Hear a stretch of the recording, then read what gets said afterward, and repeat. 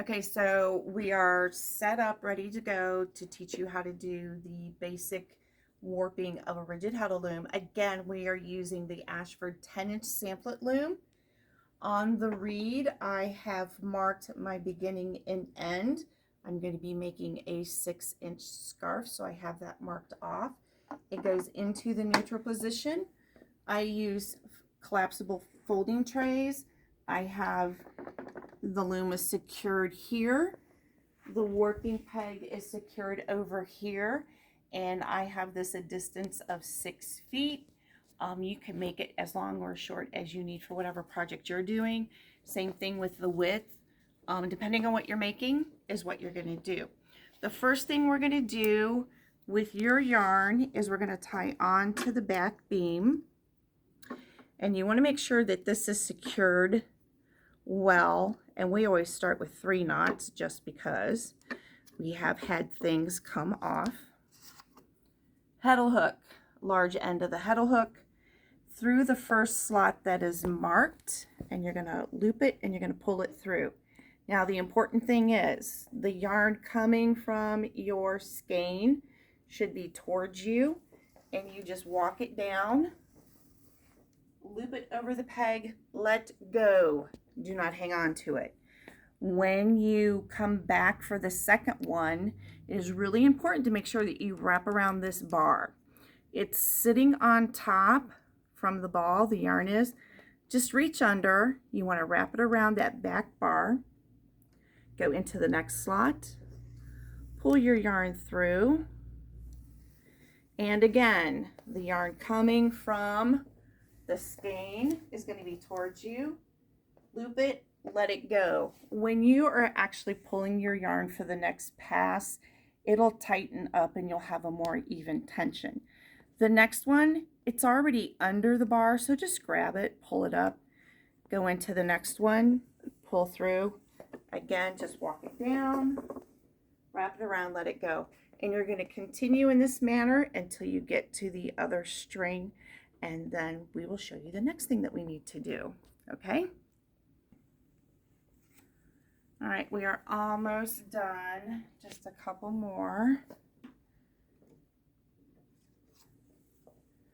All right, there's one more pull because this here is my last one. Go around the bar and pull it through. All right, so now before we cut, you want to make sure, if you pull it up, make sure you didn't miss anybody, that you didn't do any doubles through the same one, that kind of thing, before you cut your yarn, because you still have an opportunity to fix it. All right, so now what we're going to do, we're going to cut the yarn back here, and then we're going to tie onto this back beam, keeping that yarn as tight as the rest of it that we can. All right. So there you go. Here we go. From the loom to the warping peg, it's all done. Pretty consistent with the tension there. Now these guys have a dual purpose. And the dual purpose is you want to bring down here and you want to tie around here. Now you want to make it so that you can untie it. So just make a bow. And same thing with the second one. Come down here. Do the same thing. And now for the scary part. You take your scissors. You're going to pull up on your loop. Just grab it like this. Pull it up so you still have all those loops. And you're going to cut it. And you can drop it and let it go. It is not going anywhere. It is perfectly fine. So now what we're going to do is we're going to wrap this around the back beam. So what I do, I get my chair.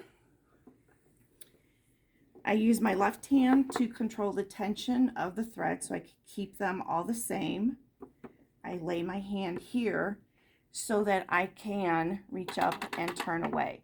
Now the Ashford looms have this pawl system that when you go this direction, it winds around there. You can't go backwards unless you take it off. The yarn separators or the warp separators we will be using in between each round around for the yarn. So this is going to be really quick. You just go one time all the way around, past your guy. Come on, I just need one. Pick up the one, slide it in and under, and then keep going one time completely all the way around past the one you just put in. Stepping on my yarn. When you come to the ties, just take them off. It's just to help control your yarn. Then what you do is you want to reset everybody. Make sure you have that tension again. Take the next one, put it up underneath, and again go all the way around, past, grab the next one, slide it up under, and you do this all the way until you have your yarn all wound onto that back beam. This is a fairly quick process, and because I've done this 100 times, I can do it a little bit quicker. It doesn't have to be perfect. And those cardboard pieces just help to keep your yarn from falling down in between each other. When you come to the second one, again, let it go. Just run your fingers through the yarn, get the knots out. And let's put the next one on.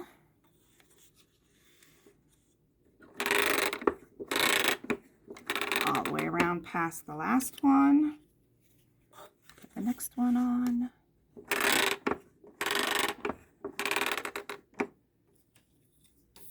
And then this might be my last one to go on because the end of my yarn is really close to here. And I want the shortest end to be right about here. And that's right there. So this is how much this yarn kind of stretched a little bit on me because I was bad and didn't use cotton, but that's okay. I have a reason. So there we go. The next thing that you want to do from that point on is you need to make sure that you pull one of the two yarns that are in the slot through the corresponding eye to the right. And you need to take the two yarns and move them up and down and make sure that they're not crossed. This is crossed, and you can see it actually crossed back here. You want it so that it's not crossed. It's not the end of the world if it's crossed. It just makes it a little easier to see. I use my left hand to pull the yarn out of the slot that I'm going to put into the eye, and I loop it over the heddle hook, pull it through, move both over, move on to the next one. And again, you want to make sure that they're not crossed. Those two are crossed. Uncross it. Drop the one on the left, pick up the one on the right, and pull it through the hole. And you're going to do this all the way across to the end. And then you get the joy of tying all those guys onto the front beam. So depending on how quick you are at doing this, you know, I haven't even probably spent 15-20 minutes up to this point from beginning to end doing this process. So there we go. And then I like to, like I said, I just like to move them from one side to the next. And just keep going.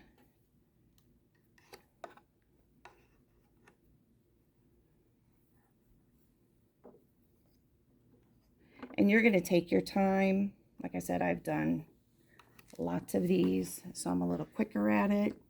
And just make sure that you pull the correct strand and go through.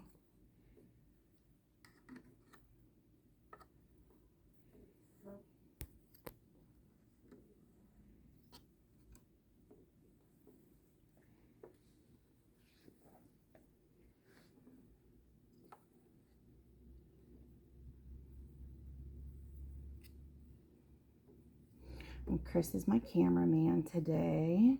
I am. Great job. It's so hard to be completely quiet. I don't do quiet well. It's like, where's the music? Where's the music? I know. There's always so much noise in here when we're actually doing classes. So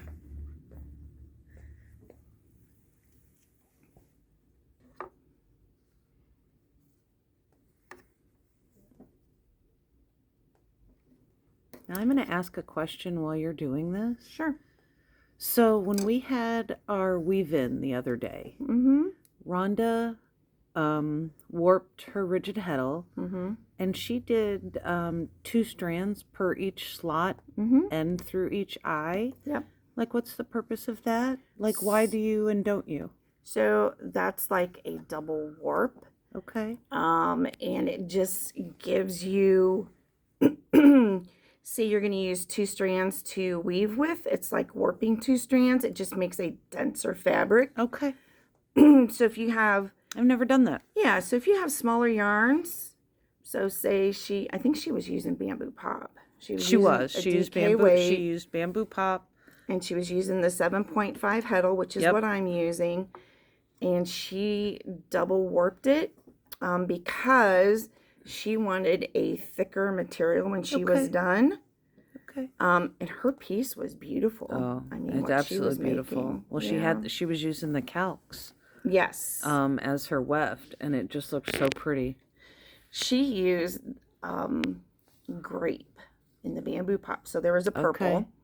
And then the calcs that she was using was yellow based with what looked like flowers. Yeah, it had pinks and greens. Yeah, it was really cool.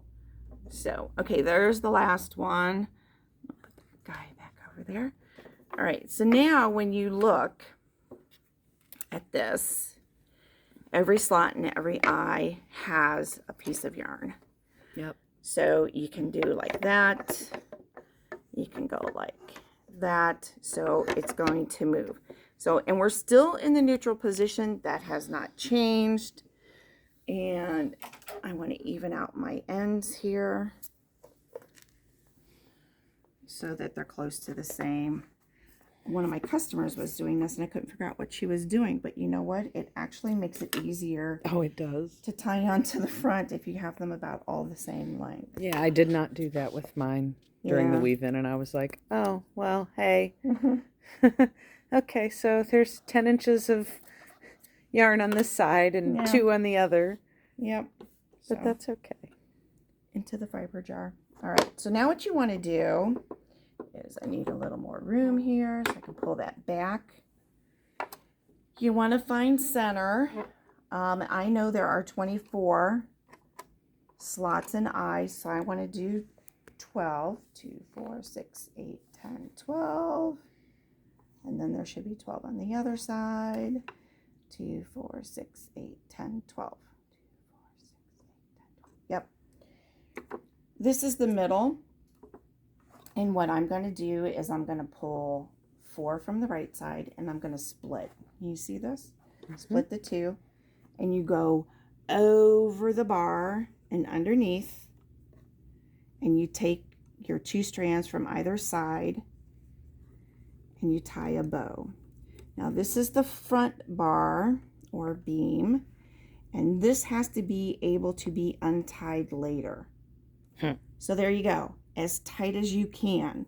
Then I'm going to do the 4 on the other side. Same thing underneath. So around. I already know the answer to this question, but some people might not. Okay. Why are you starting in the center? So if you start from an end and work your way across, your thing is going to tip. And you're not going to have even tension across your warp. And you need even tension. So at this point, I'm going to go back and forth until I finish tying on all of them before I start weaving. So you want an even tie. And you want it to be in front of, so I may have gone to an angle just so I can grab my stuff, but I push it back. And when I tie, all of my knots are at the bottom of this bar. It's just where they fall, but you know what? it makes it even all the way across, and you can very quickly tie on. There is another method. Lashing is another method of tying on, but in the beginning, this is what we teach you because it is quick. If you have issues with your hands tying knots, then lashing is the way to go. Yeah, we can do another video later, and we'll the show the lashing, because I have to lash to do mine, because my hands, with as bad as they are, they don't tie knots very well anymore. Right. Not little knots like that. Macrame knots, yes. Those knots, these no way, knots, no. Jose. I'm gonna start wearing slip-on shoes, people. So there you go. See, and I'm Okay. just going back and forth. And then the thing is, when I'm done, then I'm ready to start weaving, and I can just go to town. So that That's is your awesome. basic warp. So there you go. Awesome. If you have any questions at all, don't hesitate to reach out. I'm here. This is exactly how I teach it when I am teaching you how to warp a rigid heddle loom. This is exactly how it's written in the instruction books that come with the Ashford looms. It's exactly how I teach you so that you have a reference for yourself when you are going back home and doing it on your own, when you purchase your own loom. This does work across all brands of looms, but yes, this is the Ashford method. So it's fun. We have a great time with this, and if you want to take the workshop, just give me a call. All right, anything else? I think No, we're good. we're We good. did good today. You guys have a great day. Like the post, the video, share with your friends. Like us on the website at longtailknits.com, alchemy.com. We're both on Facebook. And don't forget the blue fiber trees out there too. So you guys have a great day, and we'll see you in a couple of weeks. Bye. Bye, guys.